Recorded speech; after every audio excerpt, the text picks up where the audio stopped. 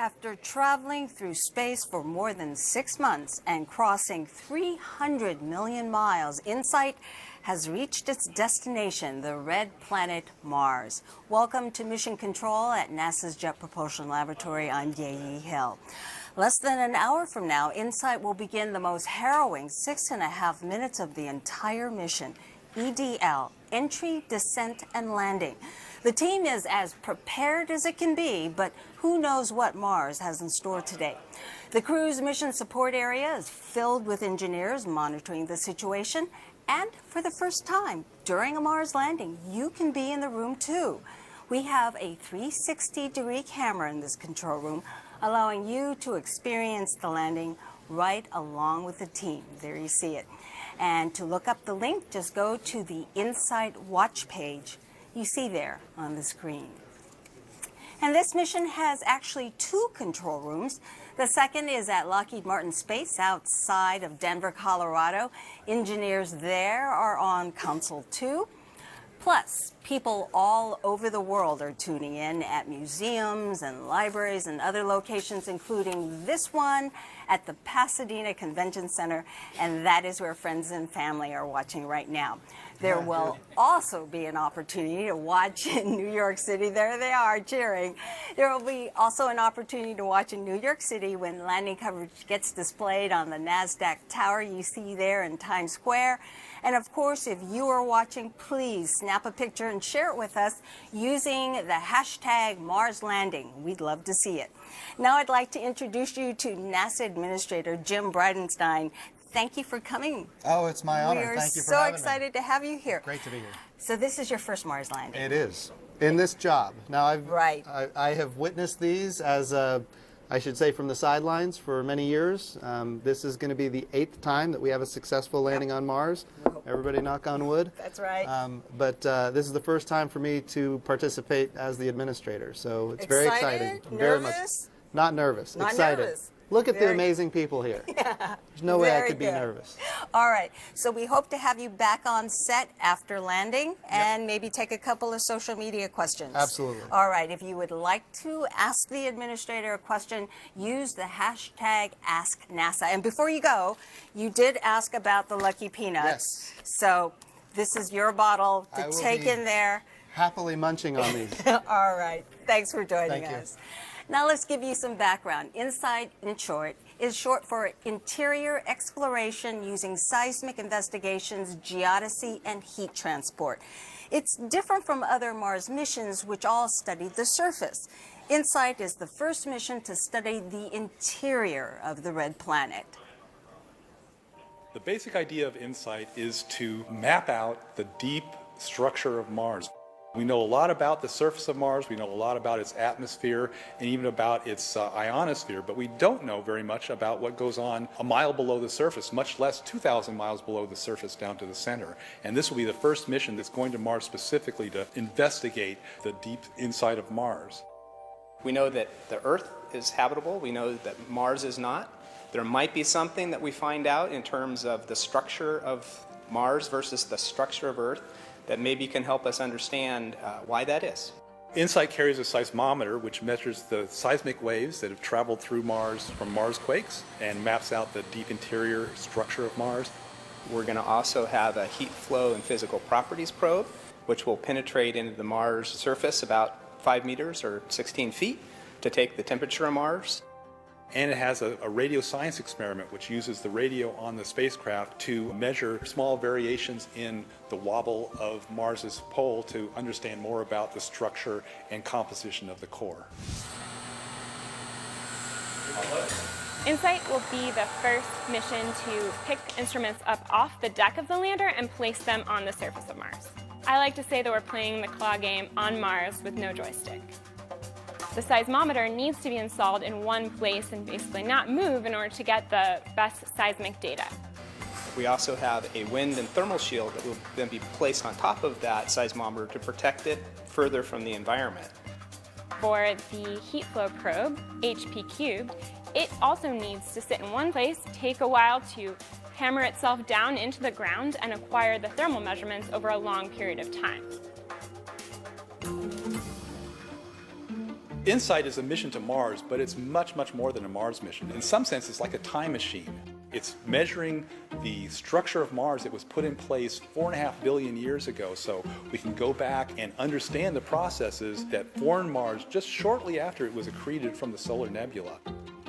By studying Mars, we'll be able to learn more about Earth, Venus, Mercury, even the Moon, even exoplanets around other stars. Landing on Mars is always difficult. More than half the missions have failed. Our experts in this field are systems engineers for entry, descent, and landing. They speak EDL. Let me introduce you to two in our control room, Christine Soleil, who will be making the mission callouts during landing, and Julie Wirtz-Chen. She is our color commentator who will help explain mission operations. Christine, let's start with you. I understand that there was a final software update and adjustment. What does that mean? That's right. Yesterday we sent the last EDL software parameter update to the spacecraft's computer. This update told the spacecraft exactly when it will hit the top of the atmosphere and also fine-tuned things like when to deploy the parachute. This EDL software is very important because InSight uses this software to perform entry, descent, and landing completely on its own. Mars is so far away from Earth that when a command is sent from Earth, it takes about 8 minutes for it to reach the spacecraft. Entry, descent, and landing from start to finish is less than 8 minutes long, so InSight has to do this all by itself. All right, its fate is sealed. Now, I understand that the team is about to do a readiness poll. Julie, can you fill us in on that? Sure, so that's going to be a poll between our EDL communications engineer and several of the different orbiters and antennas that we have here on Earth. So we have Marco listening in on us, and MRO, which is Mars Reconnaissance Orbiter, will be listening to our data and recording it for us. And then the radio science engineers will be eavesdropping in on our signal from all the way back here on Earth. And Sandy, our EDL communications engineer, will be checking in with them, making sure that they're all ready to go, ready to support us in just a little, under an hour to land on Mars. All right, so we're standing by for that Yep. readiness poll. And I understand that the peanuts are going to be passed in there pretty soon? I believe that's the idea, yeah. We'll be passing around the peanuts very soon after that. For those of you who don't know, the JPL peanuts are a tradition that gives us a little bit of extra luck on our critical events. So if anybody out there wants to join in on peanuts and give us some extra good luck peanut vibe, we'd love to have it. Well, there's a story behind that way back when in the early days of JPL, there were several missions, and there were 6 Ranger missions to the moon that failed. Yep. But then with Ranger 7, somebody passed around peanuts. Yeah, and it worked, and you don't mess with what works. So Absolutely. It's not a superstition, it's a tradition. We just give ourselves that little bit of extra luck. All right, so if you have peanuts at home, please have some. That's right. All right. That's right. Join Thanks, us. Julie. Thanks. NASA has had 7 successful Mars landings, but the EDL team never, ever becomes overconfident. JPL Chief Engineer Rob Manning says things have to work just right during 6.5 critical minutes. Although we've done it before, landing on Mars is hard, and this mission is no different. The process to get from the top of the atmosphere of Mars to the surface we call entry, descent, and landing, or EDL. It takes thousands of steps to go from the top of the atmosphere to the surface, and each one of them has to work perfectly to be a successful mission. The process starts well above the top of the atmosphere of Mars. The cruise stage faces the sun. It also has its radio antenna, which faces Earth. But now we don't need the cruise stage. Its job is done. The next step, just 7 minutes before arriving to the top of the Mars atmosphere, is to separate the cruise stage. Before you hit the top of the atmosphere, though, the space capsule has to orient itself so that the heat shield is precisely facing the atmosphere. Now the fun begins. The vehicle is moving at nearly 13,000 miles an hour, but it's hitting the top of the atmosphere at a very shallow angle, 12 degrees. Any steeper, the vehicle will hit the thicker part of the atmosphere and it will melt and burn up. Any shallower, the vehicle will bounce off the atmosphere of Mars. At the very top of the atmosphere, it's about 70 miles above the surface of Mars, and the air is starting to get thicker and thicker and thicker. As it does that, the temperature of that heat shield gets well over 1,000 degrees centigrade, enough to melt steel. Over the next 2 minutes, the vehicle decelerates at a backbreaking 12 Earth Gs, from 13,000 miles an hour to about 1,000 miles an hour. At about 10 miles above the surface of Mars, a supersonic parachute is launched out of the back of the vehicle. 15 seconds after the parachute inflates, it's time to get rid of the heat shield. 6 pyrotechnic devices fire simultaneously, allowing the heat shield to fall and tumble away from the vehicle, exposing the lander to the surface of Mars. 10 seconds after the heat shield is dropped, 3 pyrotechnically deployed legs are released and locked for landing. About a minute later, the landing radar is turned on, sending pulses toward the surface of Mars as the vehicle starts to try to measure how high it is above the surface and how fast it's going. At about a mile above the surface of Mars, the lander falls away from the back shell and lights its engines. And very quickly, the vehicle must rotate out of the way so that the parachute and the back shell doesn't come down to hit it. The last thing that has to happen is that on the moment of contact, the engines have to shut down immediately. If they don't, the vehicle will tip over. So if all the steps of entry, descent, and landing happen perfectly and we are safely on the surface of Mars, we'll be ready to do some exciting new science.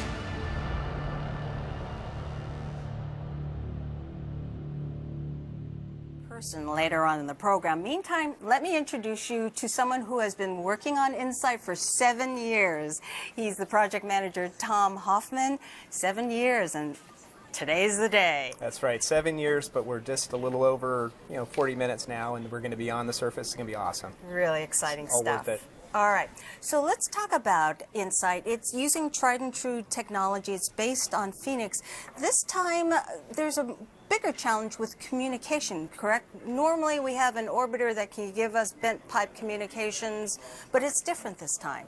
That's right. Most of the time when we've landed recently, we've had Mars Odyssey, which can do bent pipe communications, and so we get real-time data as we go through EDL, and we've come to expect that, and actually we really want that.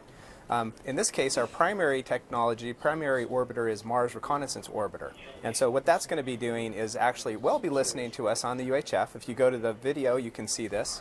MRO will be listening to us and be getting all the primary data, and it will send it back to us, unfortunately, only at 3 hours after we land. So it doesn't give us the bent pipe live information. It doesn't. We have a couple of other sources that we're looking at. We have a Green Bank Observatory in West Virginia, Max Planck Observatory in Effelsberg, Germany, which will be giving us UHF, but those only give us a couple of different points in time. And so we did something kind of cool this time.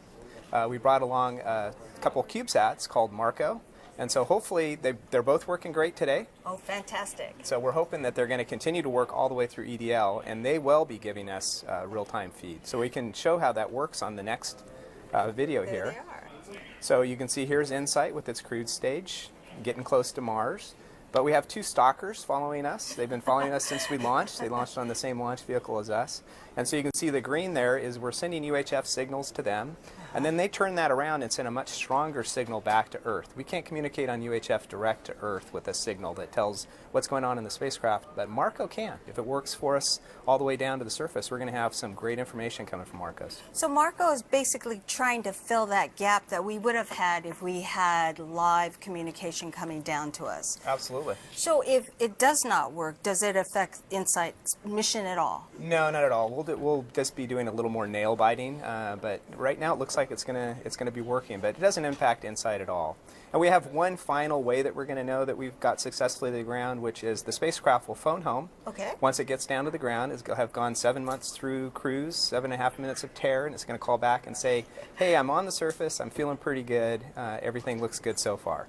And also to prep the audience, they're not, even after landing, we're not out of the woods just yet, correct? Not just yet. We have one more step that we have to do. We have to let the dust settle, quite literally. We're going to kick up a lot of dust when we land.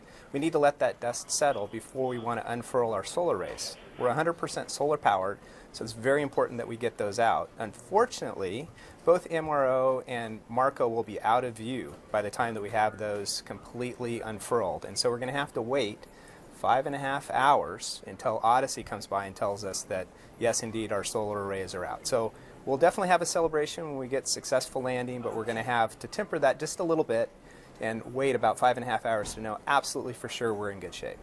So we have immediate knowledge if we have the Marcos. So just to run it through it once again, what's going to happen with EDL? We have the video, the show. How exactly is this all going to play out in 6.5 minutes? And we can roll the video. Okay. Yeah, so you can see here we're attached to the cruise stage. We drop that off, say thank you for the ride to Mars. It burns up in the atmosphere. You can see it gets very hot on our heat shield. We're getting up in some places maybe 3,000 degrees Fahrenheit as we go through this.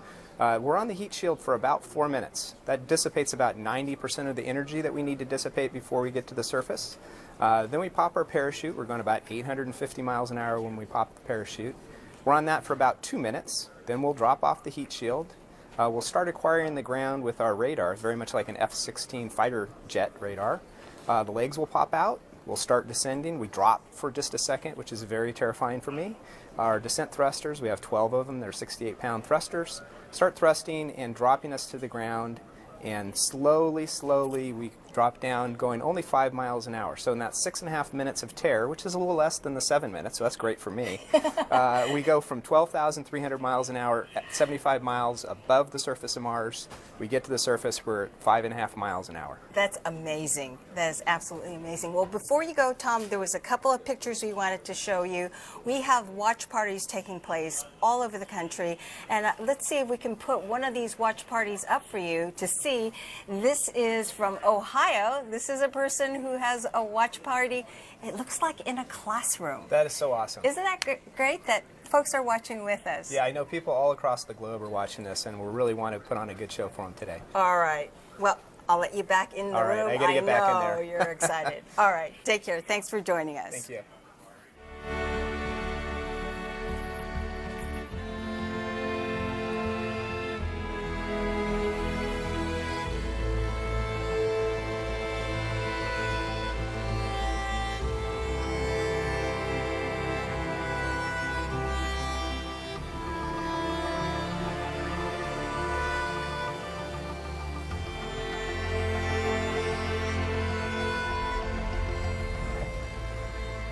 Okay, let's introduce you to the people who built InSight, Lockheed Martin Space outside of Denver. These are the folks who built Viking in 1976 and Mars Phoenix in 2008. The operations team is there, and Lockheed InSight EDL manager Tim Lynn is standing by. Tim, what's going on in there? Team's getting really excited. We're just about ready. We're, about a half an hour from entry and the start of entry, descent, and landing. So the team is really excited, focused, but also very excited about the upcoming successful entry, descent, and landing we're getting close to.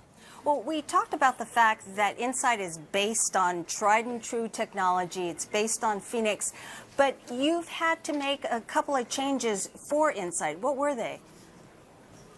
Yeah, we've so obviously, as you said, we leveraged Phoenix a lot. There was a lot of great things that we're able to take from the Phoenix mission, but InSight is a unique mission. It's landing towards the equator of Mars, and a number of things are different. Where we're landing, we're about 1.5 kilometers higher in altitude. In addition, and so what that's required us to do is actually come in a little bit more shallow. In addition, we're a little bit heavier than Phoenix was, so we've had to increase some of the strength of some of the lander itself. So the parachute, we have had to increase the strength. We actually deploy the parachute a little bit higher because of some of the differences in our entry timeline. And because of when we're landing towards the end of dust season, so we also have actually increased the thickness of the heat shield. So we're about a 1/4 inch thicker on our heat shield to accommodate that potential sandblasting that we could see when we actually do our entry, descent, landing. So a number of things we've changed, but we've obviously leveraged a lot from the very successful Phoenix mission as well. That's fantastic. So you were able to kind of customize it, because there were some concerns earlier on that there was a dust storm taking place. It was dust storm season. That's right. In fact, we've had a lot of great support from our orbiting assets, MRO and Odyssey, a couple of spacecraft that we've partnered with JPL and that were built here at Lockheed Martin. They've actually provided a lot of great insight into the weather on Mars, any dust storms that are potentially happening on Mars. And as of today, and actually the last couple of weeks, it's been great on the surface of Mars. We're anticipating a very nominal, very seasonal weather in terms of both density, atmosphere, as well as temperature, and dust storms appear to be very benign. So we're very optimistic it's going to be a great day for landing on the surface of Mars. All right. That's great news. Thanks, Tim, and I know your team is getting excited over there just as much as we are. Take care. Absolutely. Yeah, thanks a lot. Okay. The time now is 11:21. It's about 20 minutes. The tension is building in both control rooms. It's about 20 minutes before cruise stage separation. It's not too far off. Cruise stage separation is expected at about 40 minutes past the hour, so we are indeed getting close. So where is InSight going to Mars? It's a place called Elysium Planitia. Planitia is Latin for flat. Elysium is ancient Greek for afterlife paradise. It's located near the equator, north of Gale Crater, not too far from Curiosity rover. The team calls it the biggest parking lot on Mars. It's a place that's safe, got plenty of sunshine, that will power solar instruments to study the interior of Mars. What's inside Mars? We know a lot about what's inside Earth. But at Mars, we've only just scratched the surface. To learn how Mars formed, we have to study its deep interior. NASA's InSight lander was designed to do just that, by taking the planet's vital signs. Listening for its pulse or seismic activity, including any Mars quakes. Taking its temperature to see how much heat is flowing out from deep inside. And checking its reflexes to see how much the planet wobbles as it whips around the sun. These all provide clues to what the planet is really like inside. So what's inside Mars? InSight can help us find out by giving Mars its first thorough checkup since it formed 4.5 billion years ago. The more we learn, the better we'll understand all the rocky planets and the history of our solar system. Joining us now is Bruce Bennard, the principal investigator of Mars InSight. InSight is a mission to Mars, but we keep hearing again and again it's more than a mission to Mars. That's right, Gay. I mean, we're going to Mars obviously to study the Martian interior and to map out the divisions inside Mars, but we want to use that information to understand more about the solar system as a whole and how rocky planets form. And rocky planets, we have an image to show folks. So we're talking about Earth, the Moon, Mars. Mercury, Venus, yes, the planets of the inner solar system that are made mostly of rocks. And they all share the same basic structure with a dense iron core, a rocky mantle, and then a crust of lighter silicate rocks. But the very details of the thicknesses of those layers, the sizes, and the compositions give us a lot of clues as to how those planets form and why they went down very different paths into the different planets we see today. So explain to me, we are going to have a lander, you're going to be on the surface. How will you be able to study the interior? Well, we use what are called geophysical instruments. They use the principles of physics to actually see through the rocks. I mean, we're using seismic waves. It's the same way you might use a flash bulb to take pictures of something. We're using Mars quakes, which send out vibrational waves through the planet. And as they go through the planet, they reflect off boundaries. They get bent. They change their velocity. And it changes the wiggles that you see on a seismogram. When we go through the planet, you can see that here it hits the various boundaries and those waves are reflected, sometimes they're bent. It becomes a pretty complicated pattern, but scientifically we've learned over the last 100 years how to interpret the code of the signal as it comes back up to the surface, and the seismometers pick up that signal and then turn it into data that we can use on Earth to understand, what the 3D structure is of the planet. So normally you use 3 seismometers. In this case, you're bringing SEIS. That's 1. How are you going to be able to get that information using 1? Well, we had to get kind of clever. Because on the Earth, usually you have plenty of seismometers. You can use multiple seismometers to triangulate in on where the earthquake is. On Mars, we're going to do something a little bit different. We're going to use not only the P and the S waves that you may have heard about, but we're using the surface waves. And here you can see the surface waves kind of moving out from Marsquake, and as it passes over the InSight lander, you can see the seismogram up there in the upper left-hand corner where you have the wiggles. Now, those waves keep on going around the planet, and because Mars is not so large, they still have a fair amount of amplitude. They haven't gotten completely damped out by the time it's gone all the way around the planet, passes over the spacecraft again, and finally, even the wave that went the other way around the planet comes across and hits us yet a third time. And so we have extra information over just the P and the S wave. We have these surface wave arrivals that we can use to pinpoint the distance from the Marsquake to our lander. And then we use something called polarization analysis to figure out which direction the waves are coming from. And by doing that, we can do the same thing that we can do with 3 stations on the Earth, just using the P and the S waves. And very quickly, there is still another instrument built by DLR that's also being carried up by InSight. Can you talk a little bit about that? Yeah, that's our heat flow probe. And it's a pretty cool instrument that uses a mechanical mole, we call it, to burrow its way down into the surface. It has a motor that winds up a hammer, and it knocks itself down just a few millimeters at a time. But we do that 20 or 30,000 hammer strokes, and it gets us down. We hope to get down to be about 16 feet below the surface. And once we get down there, we're actually measuring the heat coming out of the planet by measuring the temperature along the cable as it comes up to the surface, and looking at how that temperature increases as we go down, and extrapolate that deep into the planet to understand how much energy there is inside the planet to drive the geology and to drive volcanism, Marsquakes, all kinds of activity. It's amazing how much you'll be able to learn from the surface about the interior. That's right. I think it is amazing, and it's been something that I've been working on for my whole professional career, and it's just, I find it fascinating. But all right, we'll talk about that. Thanks, okay. Bruce. Bruce first thought of a mission like this, as he mentions, 40 years ago when he was a graduate student. The rest of the team hasn't waited quite that long, but this is a big moment for them too. Recently, we sat down with a few of the members and asked them, what is it going to be like as we get close to landing? It's a very difficult thing to do, and everything has to go perfectly. As humans, we've sent 17 different missions to the surface of Mars, and 10 of them have crashed. Before we can land on Mars, we have to get to Mars. How do we get to Mars? The main responsibility of the navigation team is to ensure that the spacecraft is delivered to the right point at the top of the Martian atmosphere. The target location is about 12 kilometers in size. Our accuracy is comparable to shooting a basketball from Staples Center in downtown LA and hitting nothing but net in a basketball hoop in New York City that is moving at a speed of about 2 feet per second and is spinning about its axis. The landing site, we have an ellipse that's pretty big. It's about 60 miles long. We could land anywhere in that ellipse. There's a chance that we could land right on a rock, and we don't really have any control over that, so that's what makes me nervous. We've tested the radar by flying it on a helicopter. We've tested pieces of the heat shield by putting them in an arc jet facility. We've tested the parachute by testing it in a wind tunnel.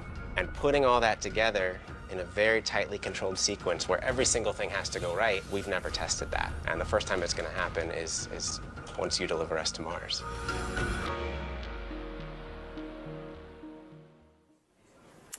It is about 11:29 a.m. Pacific, and you're watching live coverage of the InSight landing from NASA's Jet Propulsion Laboratory in Pasadena, California. We are about a half hour away from landing, and people all over the world are watching. Take a look at a map that we have for you. We can show you right now. This is a watch in person map where people have watch parties all over the world, all over the United States, in Paris, in Berlin, even off the coast of Madagascar. And folks in the Big Apple will also be watching today. The NASDAQ tower will switch over to landing coverage for about an hour. That means people in Times Square can watch too. And later today, NASA will have the honor of ringing the closing bell, and that will be a little over an hour from now. And if you are watching, take a picture and send it to us using hashtag Mars Landing. Here is one. I believe it is from the California Science Center in Los Angeles, and I am told Mayor Eric Garcetti will be visiting later today. Things are getting more active for the team now. Let's check back in with Julie Wirtz-Chen in the control room. What's going on, Julie? We've heard from MRO a couple of times. That's Mars Reconnaissance Orbiter. They are doing their slew. They're ready to support us. They're doing great. And we heard from both Marcos, Marco A and B, that they're out there. We've got telemetry lock with them from the ground stations here, so they're doing great. And everybody's ready to go. So we're pretty excited. Fantastic. We will check back in with Julie in a moment. Meantime, this is a good time to tell you a little bit more about that technology experiment we've been talking about, Marco. As we mentioned earlier, InSight does not have an orbiter in position to send EDL data back live. So the CubeSats hope to fill that gap. Here's how they'll work. Communicating between Mars and Earth requires a complicated choreography, with everything in the right place at the right time. Sometimes hours can pass before information is relayed from one planet to the other. That's why when NASA's Mars InSight lander launches this year, the rocket will carry 2 tiny satellites on a technology test of their own. Meet Mars Cube 1. Marco, NASA's first CubeSat mission to deep space. These briefcase-sized satellites will travel separately from the InSight lander while they test out new miniaturized technologies. And if they make it to Mars, they could relay information back to Earth about InSight's descent and touchdown, and do it in mere minutes. Although this fast communication isn't crucial to the success of the InSight lander, this CubeSat test could change the way future spacecraft phone home. All right, let's check back with Julie to see if the Marcos are indeed ready to support and listen for InSight. Julie, what do you know? So they are ready to go. I haven't heard about their slew coming up yet, but they are ready to go. We've heard from them. They're both healthy and they're both doing great, which is just wonderful news. So I think they should be doing a slew in just a minute. Actually, yeah, I think they should be doing a slew in just a minute. We'll stand by and listen then.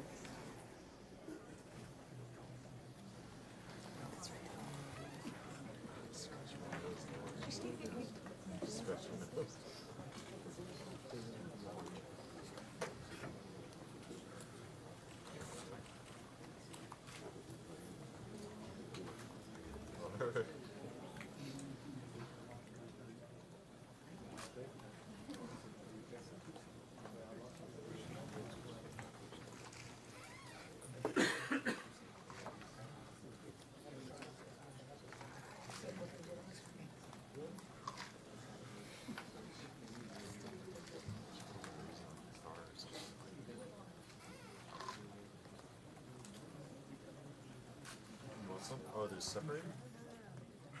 Oh, you got me going, so I spun it.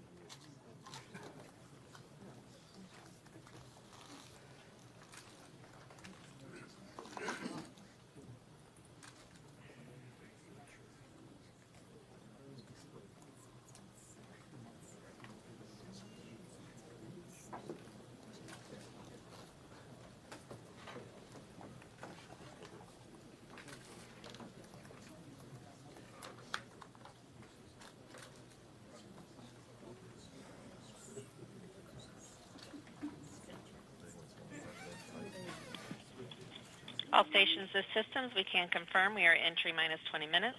EDL nav 2 has been initiated. The star tracker has been powered off.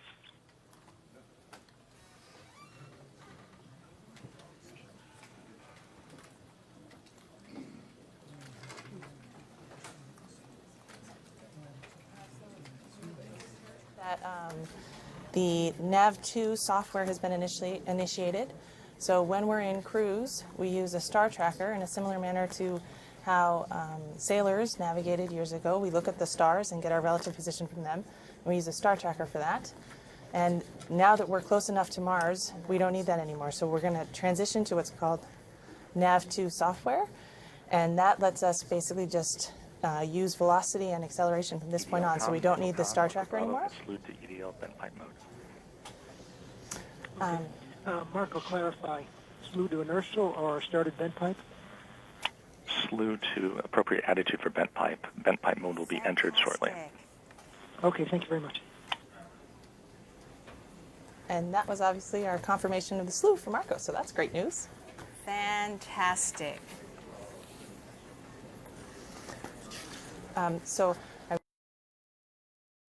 NAV2 software will propagate from here on out, and we'll use velocity and acceleration. So we have powered off our star tracker, and we're on our NAV2 software, and everything's looking great.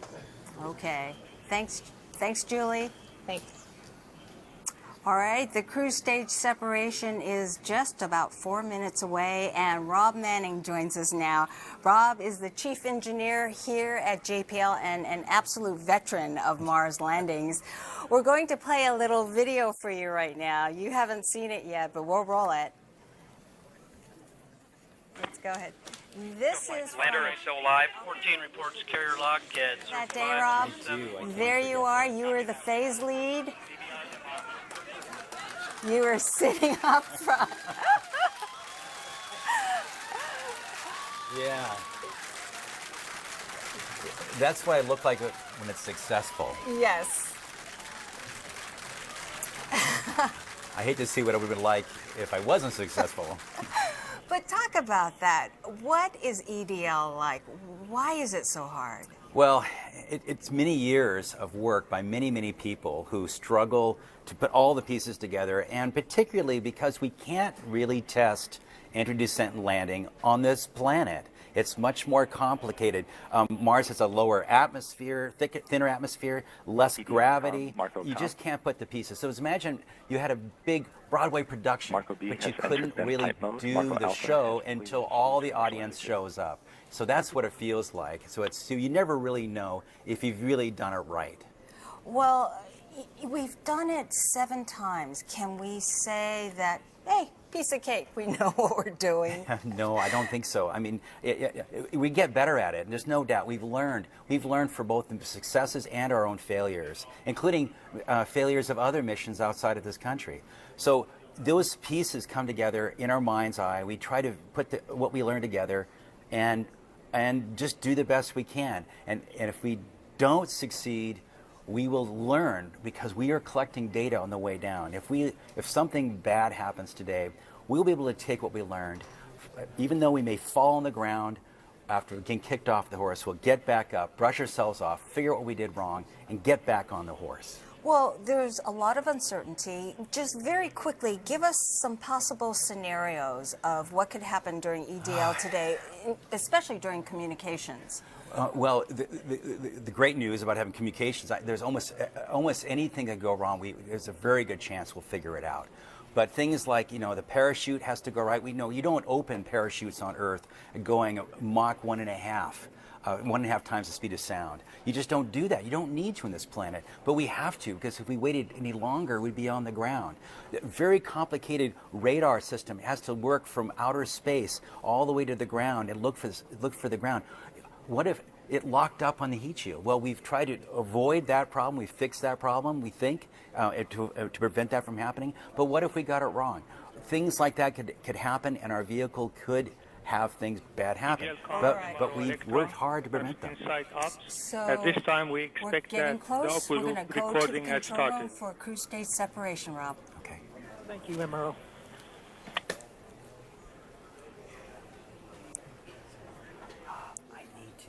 I need to take off common. Yeah, yes.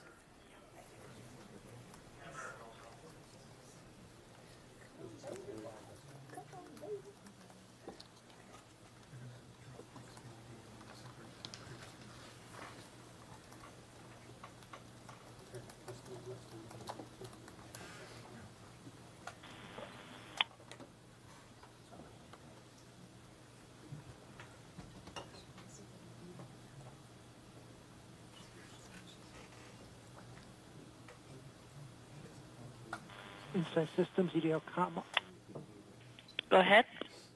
on InSight Court. At this time, MRO will have loaded their electrosequences. Marco is expecting carrier lock at any time. Marco B is reported there in bent pipe. Still waiting on A.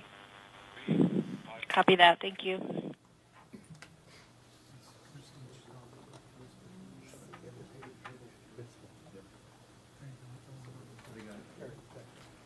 Radio Science report, UHF carrier detected.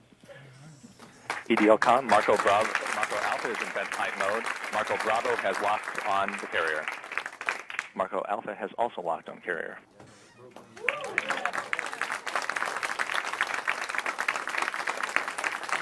Systems Ace on InSight Cord. As expected, the DSN has LOS for InSight Expand. Copy that. Thank you.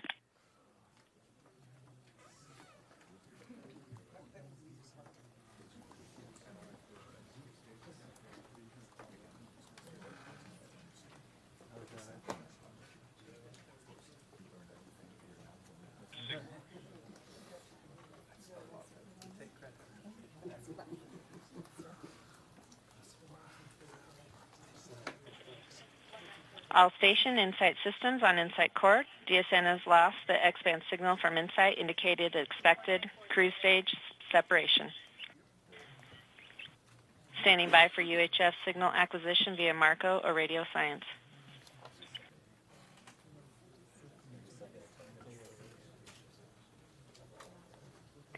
We are about 5 minutes from entry and have confirmation we've lost the X-band signal from InSight.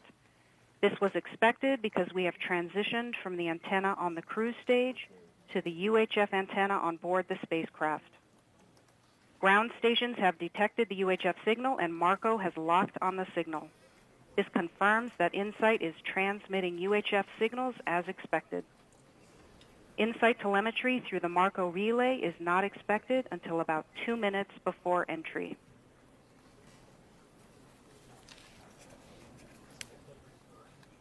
So, Rob, that was exactly what we were hoping to hear, that the Marcos are The vehicle working. has also performed the turn to entry maneuver. The vehicle is turning away from a sun-pointing attitude and oriented itself to enter the Martian atmosphere. This is a big first step. Getting the cruise stage separated. It's now, after the vehicle turns itself to the right orientation, the cruise stage is now going to be get further and further away until it's about 3 or 4 football fields away, and will burn up in parallel as the vehicle enters Mars.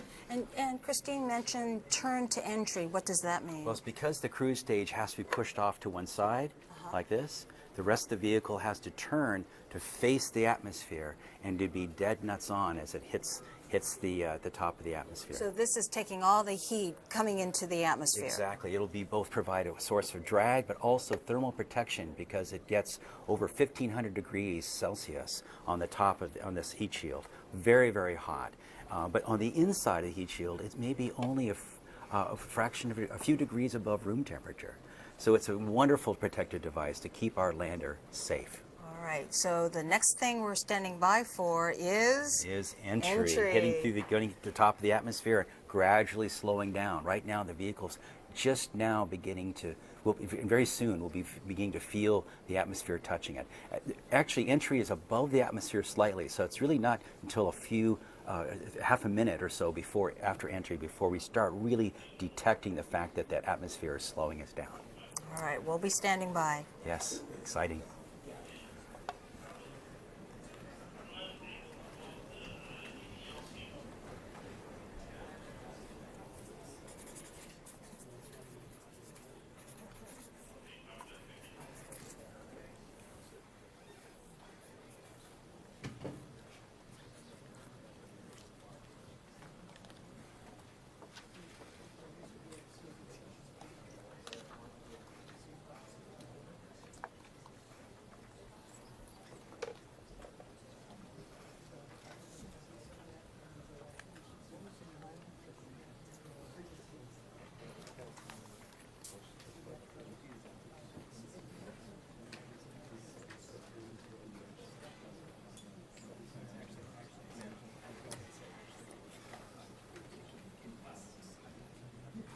Rob, now entry is scheduled for 11:47.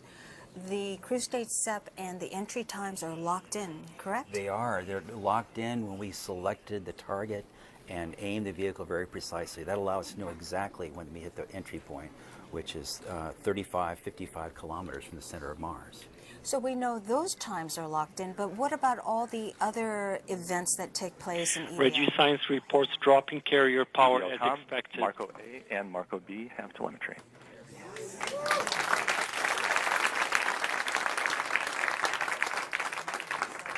Just heard, both Marcos have telemetry. They are doing their job. These small CubeSats are relaying ones and zeros with a few seconds lag from the vehicle up to these two vehicles, and they forward them back to Earth to the Deep Space Network using X-band antennas.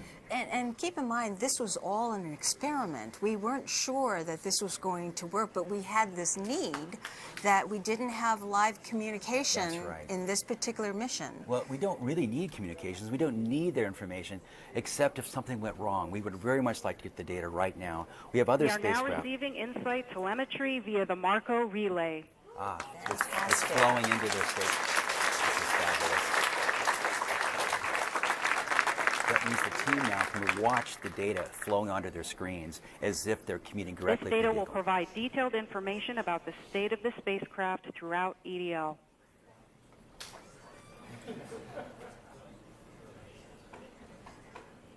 We were on pins and needles waiting for that because we weren't really sure. This is wonderful news. This will allow us to give some, if this continues working all the way to the ground and beyond, we might even see a first picture from the surface of Mars. Wouldn't that be great? Very soon. Atmospheric entry on my mark. 3, 2, 1, mark. Here we go. So in a few seconds, the vehicle will start sensing the atmosphere. I said 22 kilometers from the center of Mars, and it's going to start to slow down very, very slowly at first, but then faster and faster and faster till it reaches about 7 Gs. I made that mistake on the video. It's actually 7 Gs, not 12. And so but we'll still very, very quickly slow down, and from 15. In approximately 1 minute, InSight is expected to reach its maximum heating rate. Oh, yes. Plasma blackout is possible during peak heating and could cause a temporary dropout of telemetry. This could last for as long as 2 minutes. Yeah, the gas that comes off the heat shield as it's slowing down, it looks like a meteor if you're on Mars watching the streak go by. That brightness of gas does interfere with the radio reception. And so it's possible that Marco will lose that signal while it's going through this very hot entry. But not to be alarmed. Not to be alarmed. It's part of the design. We completely expect it. Radio Science reports plasma blackout as expected. Okay. Oh, wow.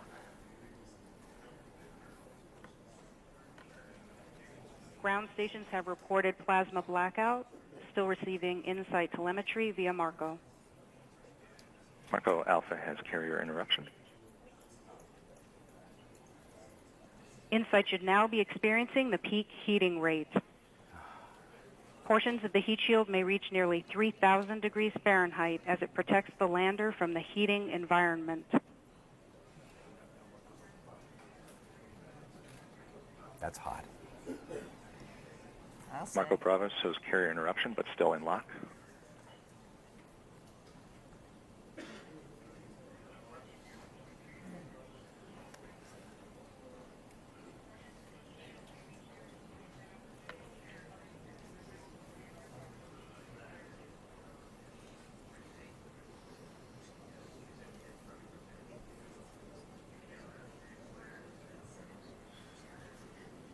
InSight has passed through peak deceleration. Telemetry shows the spacecraft saw about 8 Gs. Marco Alpha and Marco Bravo maintain lock. Radio Science reports carrier detected. So, several different communications coming in. InSight is now traveling at a velocity of 2,000 meters per second. Seems to have passed this very critical point of peak heating and peak deceleration. the next big step is parachute inflation. And you can see that on our timeline on the bottom of the screen. The next event is parachute deploy. InSight is now traveling at 1,000 meters per second. Very close. Once InSight slows to about 400 meters per second, it will deploy its 12-meter diameter supersonic parachute. The parachute will deploy nominally at about Mach 1.7.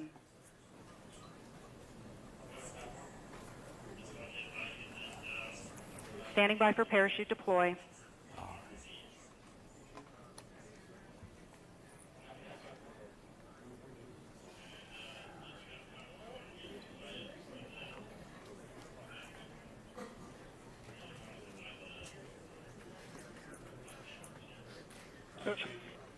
Radio science reports sudden change in Doppler. Ground stations are observing signals consistent with parachute deploy. Marco Alpha, Marco Bravo, maintain lock status. Telemetry shows parachute deployment. Radar powered on.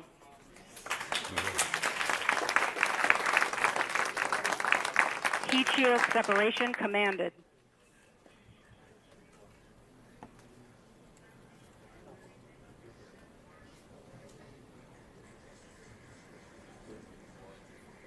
This is really good news so far. It's fantastic. I'm on pins and needles. We have radar activation, where the radar is beginning to search for the ground. Once the radar locks on the ground and InSight is about 1 kilometer above the surface, the lander will separate from the backshell and begin terminal descent using its 12 descent engines.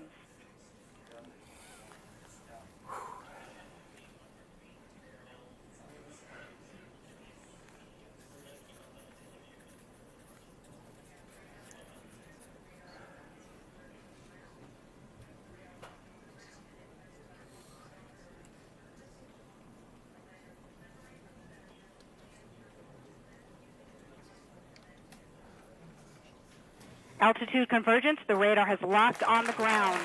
Yes. Standing by for lander separation. Carrier interruption on Marco Alpha and Marco Bravo. Lander separation commanded. Altitude 600 meters. Gravity turn, altitude 400 meters. We're getting there. 300 meters. 200 meters. 80 meters. 60 meters. 50 meters, constant velocity. 37 meters. 30 meters. 20 meters. 17 meters, standing by for touchdown.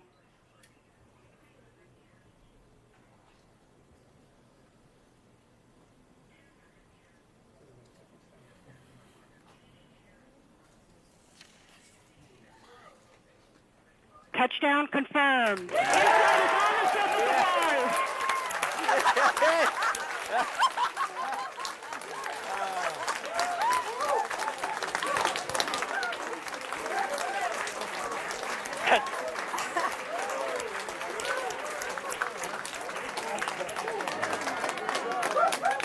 the surface of Mars. That's fantastic. This never gets old. No, it doesn't, Rob. Control what a room relief. just erupted. Fabulous, Shaking fabulous. hands with the Marco team there. Christine, you did great. Tim Preiser, one of the key designers at Lockheed. Sandy Krasner, what a great team. What a great.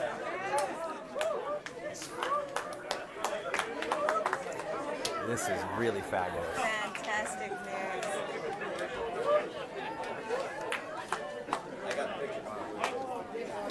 Thank you. Lots of fist bumping going on in there. What a relief. We've cut over to the camera over in Times Square. Boy, people are weathering the rain to see this.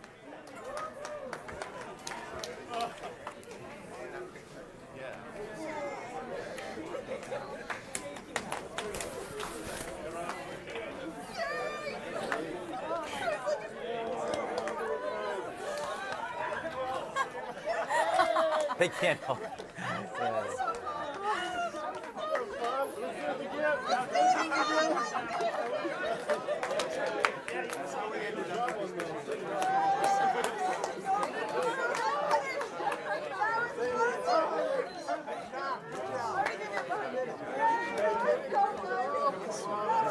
This is the hardest part. Getting to the surface of Mars is very hard. This thing has a lot more to do, though. There's a lot more to go on both today and the days that follow before the science can begin. But just getting a vehicle from Earth to the surface of Mars is no mean feat. And Rob, could you talk about that? I mean, just the mere accomplishment here that we're seeing. You have to understand that this vehicle is very complicated. It uses 12 engines. Each of those engines are pulsed 10 times a second, producing these little tiny impulses, almost like little bullets that keep the vehicle going at a constant velocity as it approaches the ground, and still going over 5 miles an hour. So those legs feel a fair amount of crush. We still don't know the state of the vehicle right now. We need to look to make sure there are no rocks nearby. The solar panels will be in just a few, in about 5 to 10 minutes, will begin to open up. They're waiting for the dust to settle, because the dust there's certainly a lot of dust being lifted in the air around the vehicle right now, which is now just settling. So we're standing by after touchdown. It waits a couple of minutes to give us an X-band beep. And so we are standing by for that. It's a communication that comes directly to Earth from InSight. Yes. And it goes to the Deep Space Network. There's also something that might be happening now, if we're very lucky. InSight might be able to relay an image or a partial image taken just a couple minutes after landing. So I'm standing by hoping to see that. But if that doesn't happen, we'll certainly get more images later in our Odyssey pass in about 5 hours. We see Bruce Banner waiting for it. They're I don't know if they see it yet. They're waiting. That's Justin Mackey and Bruce Banner looking carefully at the cameras to see what they might see. They're waiting for the image to come back. So this is the first image from InSight itself. InSight is taking a picture with one of its 2 cameras. Yes. It's probably a view of what's directly in front of the spacecraft, right in front of the lander. This is a camera that it would be using to figure out, is this a good space? Exactly. Is it a good place to put down our instruments? So it is going to take an image and then send that image to the Marcos. The Marcos in turn will relay it back down to Earth. That's correct. They got it.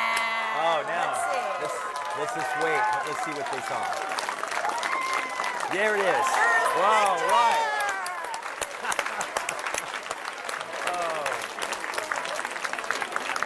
Look at a great place. That's a good scene. That's not far from where we'll be able to deploy the instruments. So it's great. I don't see a lot of. Let's explain that image. Now, this image has a dust cover on top of it. EDLCom, we have lost the signal for Marco. You can see potentially a lot of radio science reports debris that might be on the camera lens. for UHF. So we don't know what I'm looking at. Thank you, everybody on EDLCom. All right. Yeah. Yay, Marco.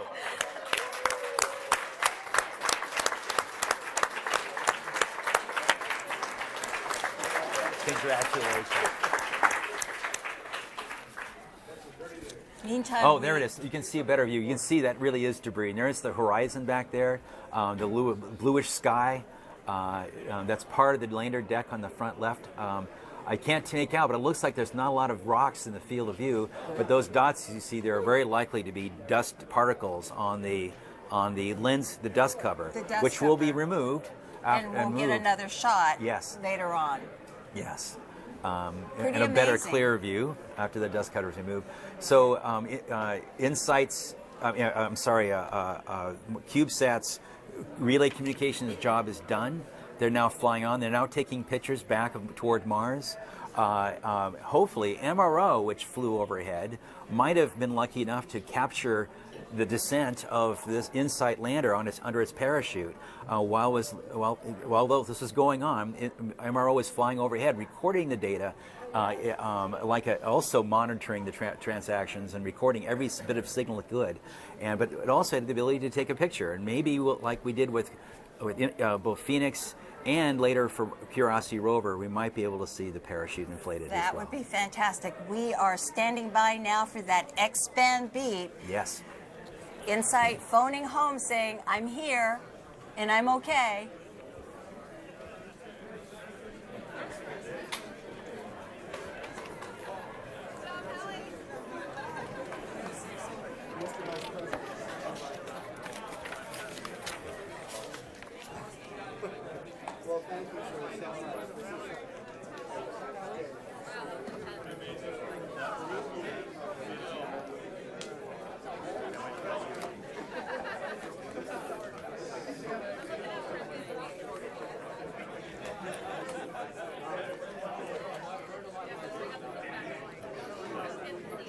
Systems Ace on InSight Cord, the DSN and X-band.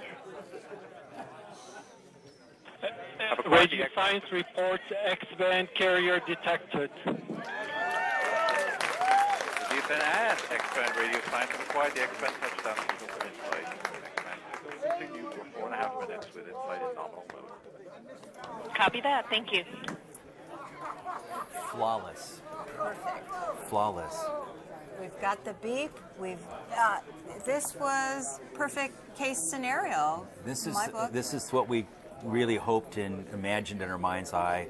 Though we spend most of our visualizing all these bad things can happen. That's true, sometimes things work out in your favor, and we'll look very carefully at the data to see what might have, how well it went. But it certainly looked like it was a very successful and perfect landing. We'll have to see as we get more data how well things go. And as the vehicle proceeds, the solar panels will be deployed. Hopefully, we're not on a tilt. It doesn't look like we are, but from the image. But the solar panels will be deployed safely, we hope. And we'll get confirmation of that around 5 o'clock local time here in about 4.5 hours, 5 hours from now. And this is such a difficult feat in that because of the one-way light time, there is no way that any of these engineers could possibly control the vehicle. It all has to be done in commands and software. We have to train it to do this work on its own. Radio science reports nominal carrier 30 seconds past the first acquisition. So we're all nominal on the surface. So the vehicle is completely nominal, reported nominal. It's happy. The lander is not complaining. We had a way to tell us if it was unhappy, and it wasn't. It's not unhappy. It's in a normal mode, and so it's going to chug along for the rest of the afternoon on Mars and finish the activities. All right. Well, Rob, I know you're anxious to get in and congratulate the crew. Thank you so much for sitting here and helping us out explain EDL. Thank you. All right. Well, I'll let you go and go congratulate your friends. Thank you. All right. Take care.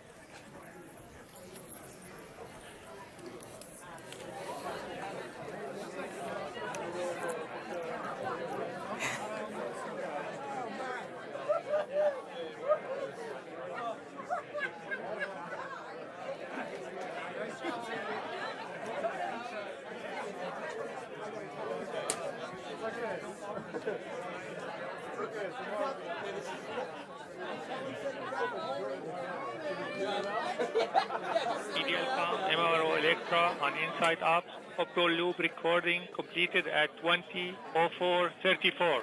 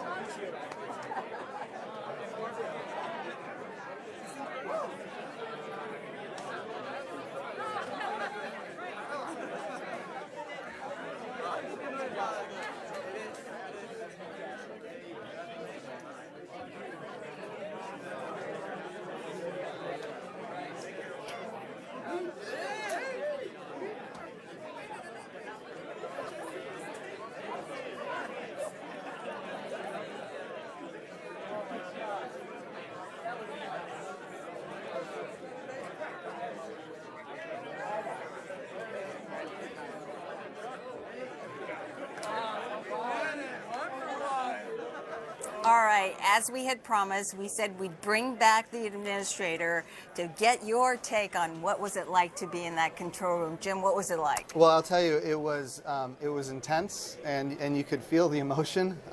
It was very, very quiet when it was time to be quiet, and of course very celebratory with every little new piece of information that was received.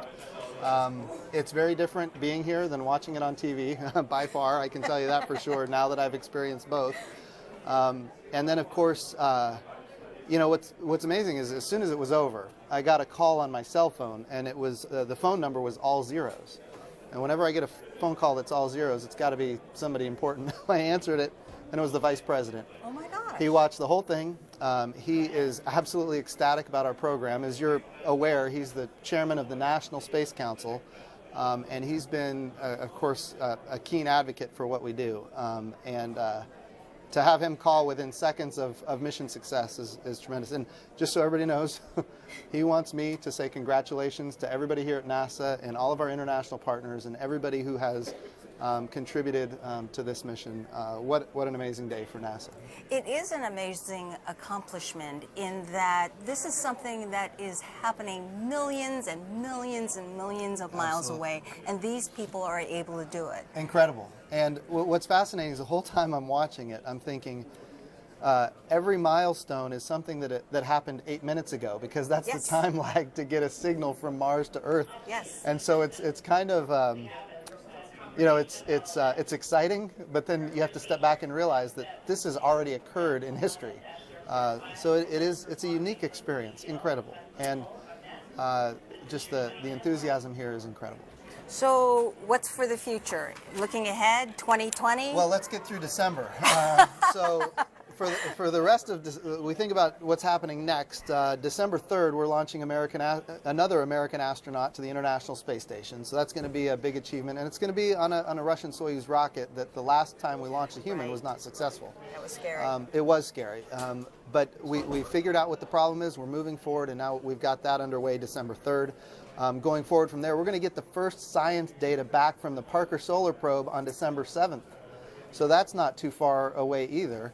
And then we've got OSIRIS-REx that will be in orbit around Bennu shortly after Christmas. So no shortage of exciting things. And then on January 1st, we're going to fly the New Horizons mission, which for people who are not aware, that's the mission that went to Pluto back in 2014, gave us stunning images and data and information science on Pluto.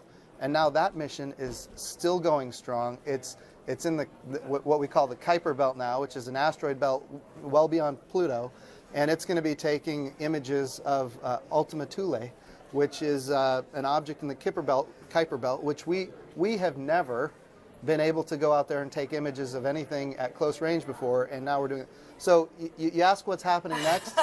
I'm sorry I asked.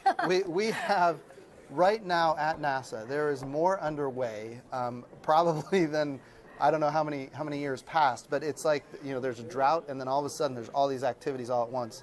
So we're busy. We're going to be working through the holiday, but a lot of amazing discoveries to be made, and we're looking forward to it. It's so funny because our Ask NASA question you basically answered is, does the success of NASA InSight influence the timeline for future manned lunar or Mars missions? Well, certainly everything we learn about Mars at this point is going to help us understand how to do in situ resource utilization. So InSight could actually provide some really good information about whether or not there's liquid water on Mars, and maybe even where it is and how to get to it. We strongly believe that there's liquid water 10 kilometers under the surface of Mars. So the key is, the answer is yes. The more we learn, the more we're able to achieve. And so to get to Mars, yes. But the lunar missions, the President's first space policy directive is to go to the moon, to go sustainably with international and commercial partners. So when we say sustainably, that means we're going to have reusability built into the system.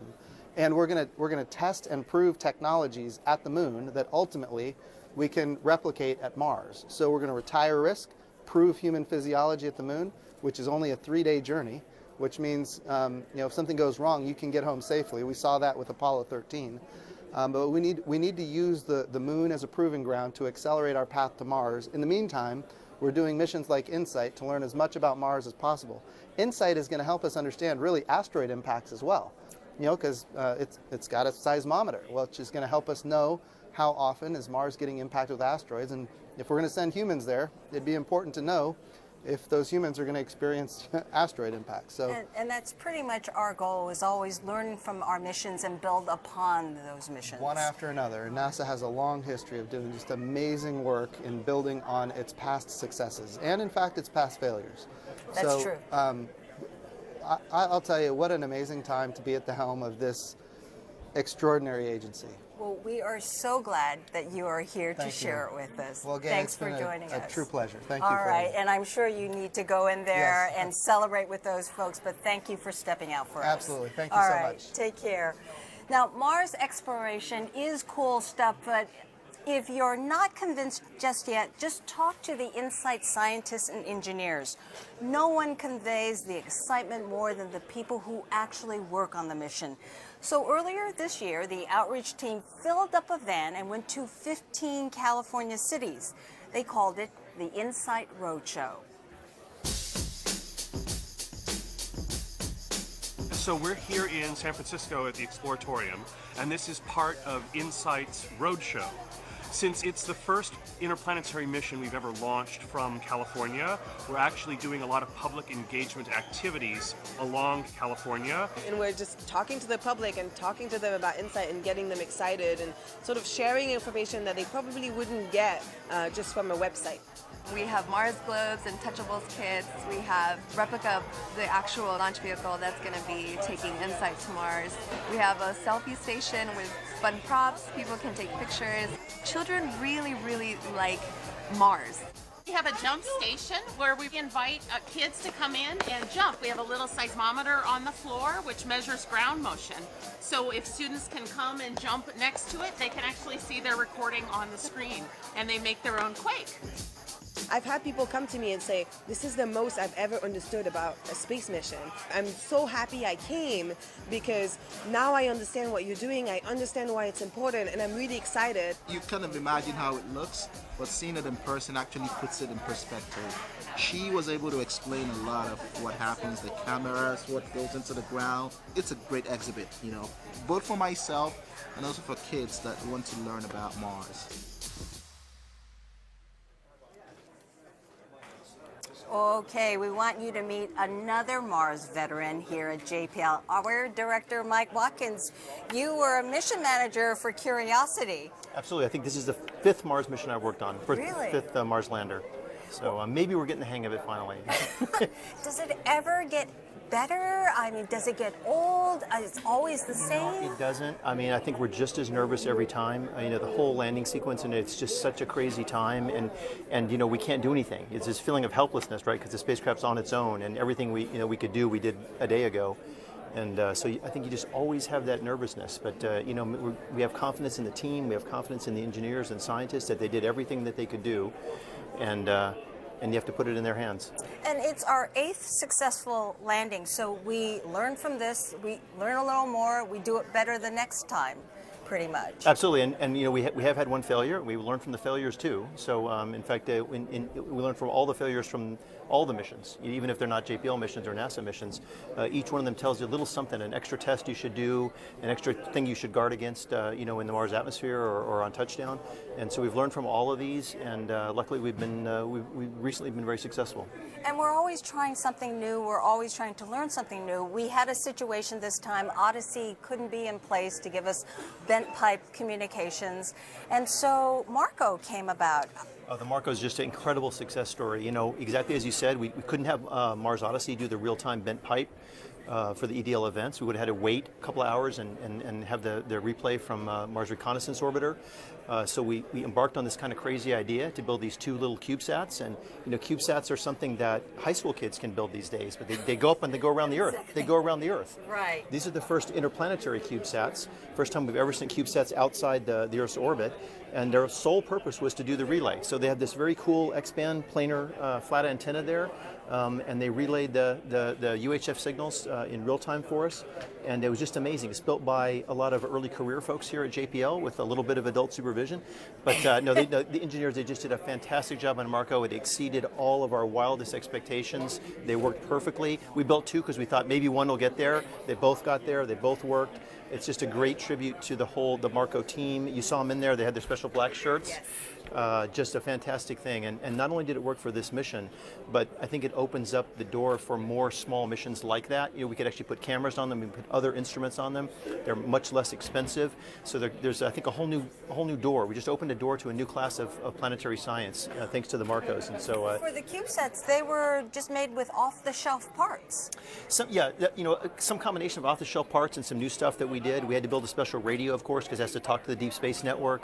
The antennas are a little bit new technology, but a lot of the stuff is pretty standard stuff that you could replicate at much lower cost. So what do you think in terms of the future, that other missions will be carrying their own relays and not having to depend on a bent pipe from a orbiter? They might carry relays. They might actually carry scientific instrumentation. They can do more than just do relay. They can actually take pictures. They could do spectrometry. They could do lots of other stuff that we'd like to do with orbiters.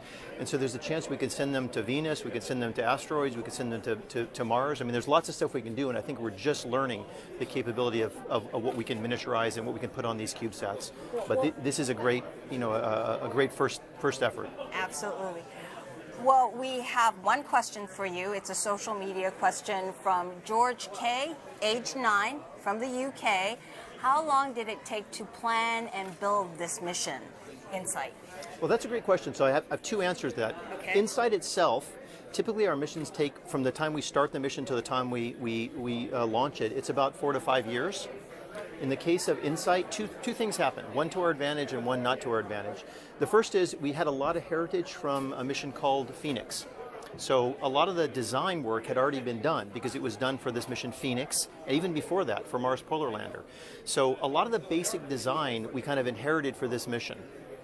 On the other hand, we had a little bit of bad luck in that the instruments, the seismometer is so unbelievably precise. It's so incredibly accurate and hard to build that we couldn't quite get it ready. So we're doing that in partnership with the French and a lot of other countries in Europe, including the UK and Switzerland and other folks. We couldn't quite get that ready to go for launch. So we had to actually wait 2 years, and took an extra 2 years then because of that. So Mars and the Earth are only lined up to launch about every 26 months, so we had to wait another 26 months. So that took us a little bit longer. Well, speaking of the internationals, that's a perfect segue for where we're going next. Throughout this program, we've been trying to introduce you to the people behind the scenes. And for the InSight mission, it requires that we go beyond our borders.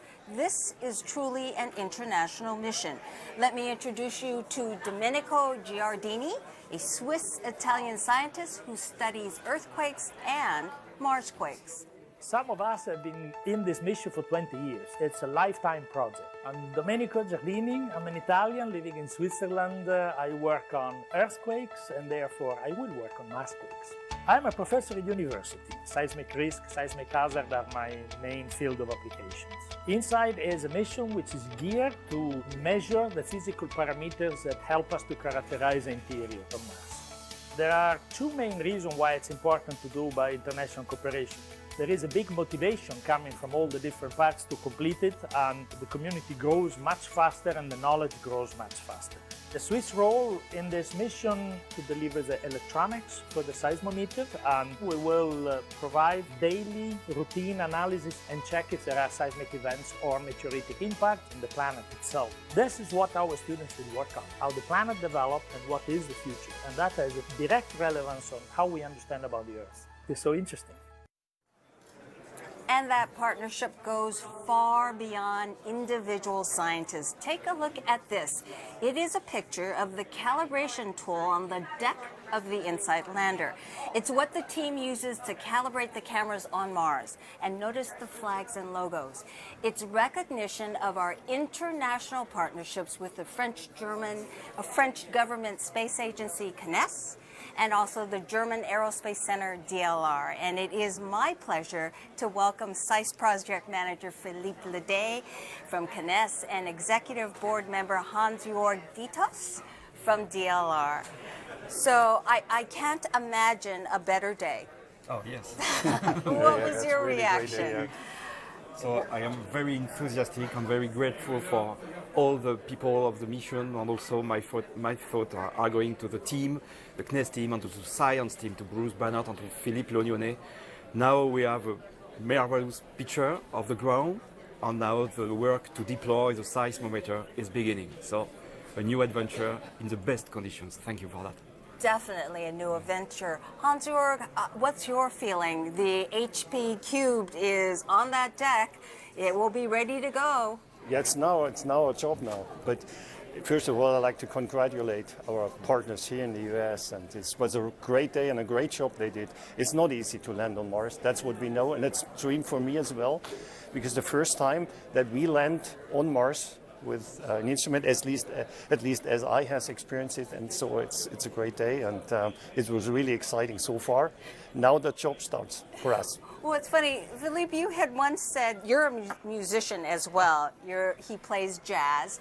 You see exploration and music very similar. Yeah, How's yes, that? very similar.